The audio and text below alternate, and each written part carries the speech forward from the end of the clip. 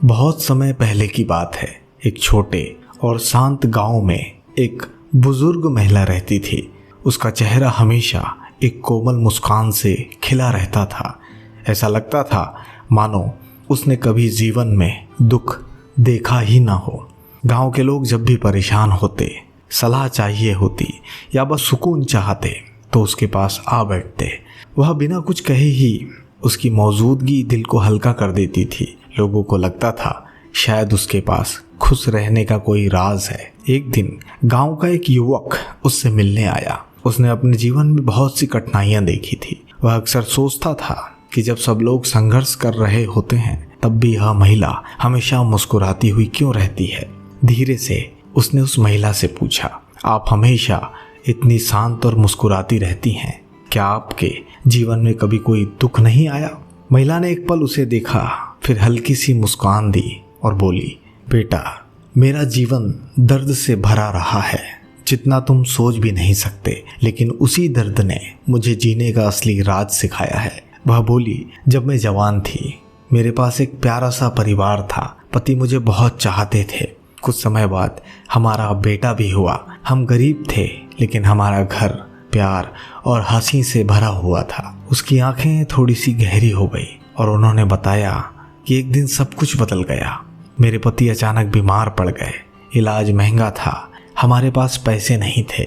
हमने सब कुछ बेच दिया, पर फिर भी एक रात उन्होंने चुपचाप दम तोड़ दिया। महिला ने आगे कहा, मैं उस दर्द से उबर भी नहीं पाई थी कि किस्मत ने दूसरा वार किया। मेरा इकलौता बेटा स्कूल से लौटते समय गाड़ी की टक्कर से चला गया, हमेशा के लिए। वह कभी वापस नहीं आया।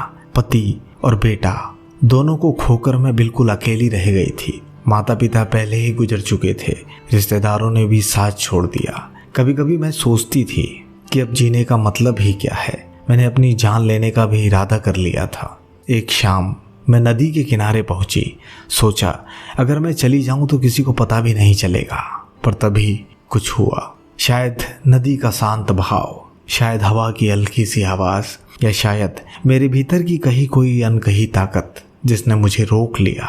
उसी पल मैंने तय किया कि अब मैं सिर्फ सांस लेने के लिए नहीं बल्कि सचमुच जीने के लिए जीऊंगी।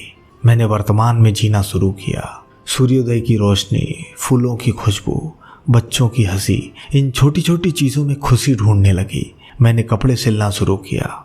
लोग मेरे पास काम लेकर आने लगे। धीरे धीरे मैंने अपने अतीत का बोझ हल्का करना सीखा। मुझे समझ आया, खुशी आदर्श परिस्थितियों में नहीं आती, यह बल्कि भीतर से आती है। अगर मन चाहे तो किसी भी हाल में इंसान खुश रह सकता है। युवक ने धीरे से पूछा, तो अब आप सचमुच खुश हैं? महिला मुस्कुराई, हाँ, क्योंकि अब मुझे खुशी ढूंढने के लिए किसी वजह की ज़रूरत नहीं पड़ती। मैं हर दिन कुछ अच्छा ढूंढने का चुनाव करती हूँ। एक चिड़िया का गाना, एक अजनबी की मुस्कान या एक कप चाय, हमेशा कुछ न कुछ आभारी होने लायक होता है। और जब बुरे दिन आते हैं तो मैं खुद से कहती हूँ यह भी बीत जाएगा। युवक भावुक हो गया। वह खड़ा हुआ और बोला, धन्यवाद, आपने मेरा जीवन देखने का नजरिया बदल दिया। उस दिन से वह युवक अलग तरीके से जीने लगा, छोटी छोटी खुशियों को संजोने लगा, मुश्किल वक्त में भी मजबूत बना रहा।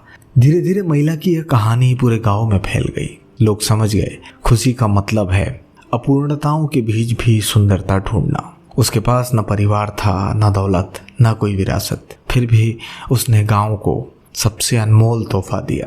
यह कहानी हमें एक सरल लेकिन शक्तिशाली सच्चाई सिखाती है। खुशी एक विकल्प है।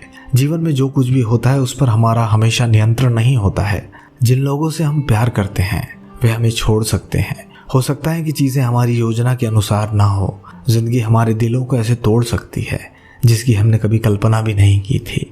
लेकिन जब हमारे आसपास सब कुछ अंधकार में लगता है तब भी हमारे पास एक शक्ति होती है जिसे हमसे कोई छीन नहीं सकता। यह चुनने की शक्ति कि हम उस समय कैसी प्रतिक्रिया दें।